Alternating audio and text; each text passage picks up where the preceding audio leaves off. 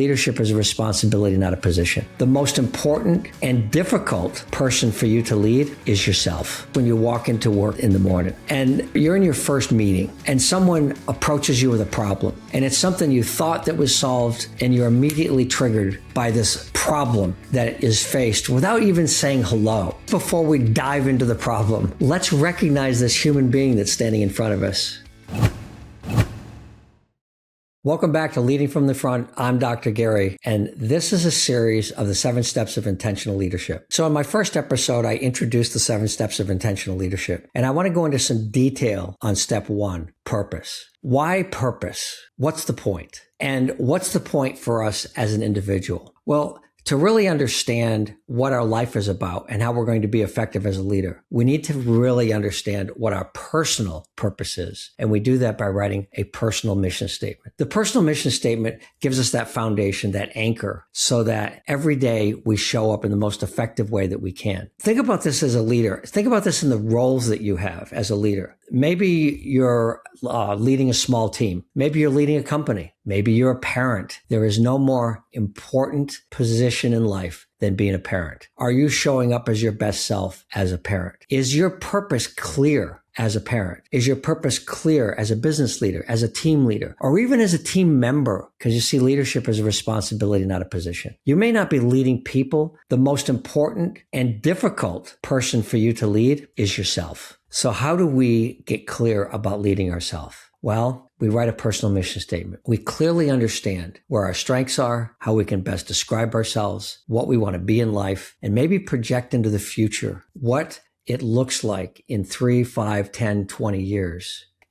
Keeping it in front of me reminds me of that picture of who I am, that North Star of where I'm going every day, that kind of it's out there and I see it. And it keeps me directed in the right direction. Yeah, some days I might turn left and I might turn right on the road, but there's that North Star. It's still there, and I keep moving in that direction. So let's, as leaders, take the time to understand who we are, what we are, and how we want to live. You know, think about this when you walk into work in the morning and you're in your first meeting and someone approaches you with a problem and it's something you thought that was solved and you're immediately triggered by this problem that is faced without even saying hello. And your North Star says, you know, we're going to deal with problems. And oh, by the way, how are you doing today? Before we dive into the problem, let's recognize this human being that's standing in front of us and understanding maybe the distress that they're in and be able to see that person and then deal with the problem. If that's the kind of leader you want to be, remind yourself of that by writing that personal mission statement and keeping it in front of you every single day. I mean,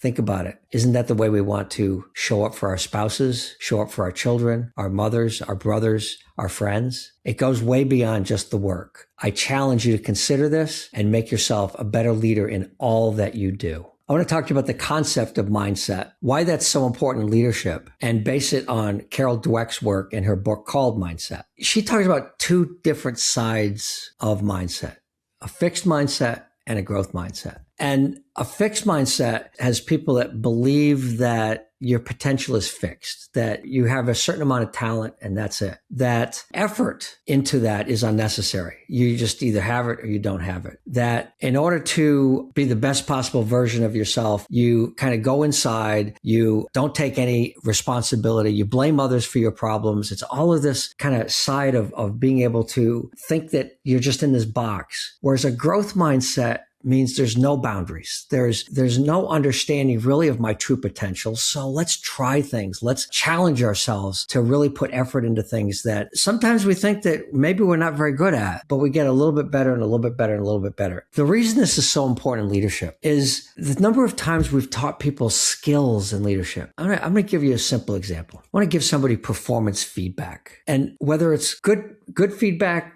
poor feedback, whatever it might be, people struggle with this. Some people don't like to give praise. Other people don't like to have the conflict of a reprimand or a redirect, whatever it might be. And yet, when we talk to them about the mindset that gets in the way of giving people that feedback, it usually is up here. They're afraid of the conflict. They're afraid of the response they're going to get from somebody. They don't like the uncomfortable feeling of praising somebody else. That's all in here. instead of thinking about the potential as a leader of the person you're offering this information to, this perspective, both upside and downside, to help the person see themselves in a more effective way. We get in our own way in leadership so often. And what I would like you to think about is, what is getting in my way? What biases, what preconceptions do I have in my perspective that might be holding me back? And allow me to then open that up, have a growth mindset so that I want people around me that can see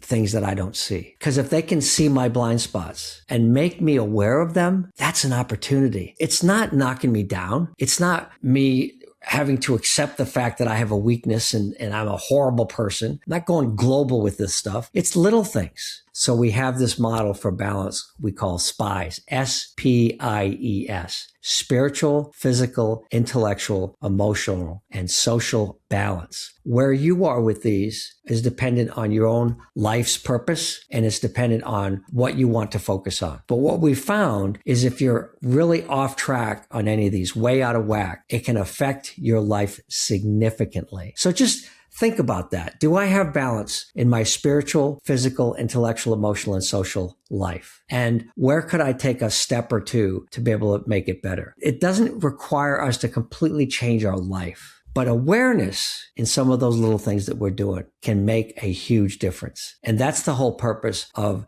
assessing these things in our physical, intellectual, emotional, social, and spiritual life. So think about that as you move forward. Step one is the first step in truly understanding ourselves, getting balance in our life, getting a foundation from the inside out of who we are and how we're going to behave and act. Once we have that, I guarantee you will show up much more effectively as a leader. And that's what this is all about. Awareness, application, and effectiveness. If you can understand that each day, each week, each month, just a little bit, you'll be a more effective leader and you will lead a better life. In our next session, step 2, one of my favorite topics. Why? Because emotional intelligence and decision-making competence are the only 2 scientifically correlated characteristics of leadership effectiveness. And we're going to be talking about that in the next session under step 2, choice. Join us for that interesting conversation.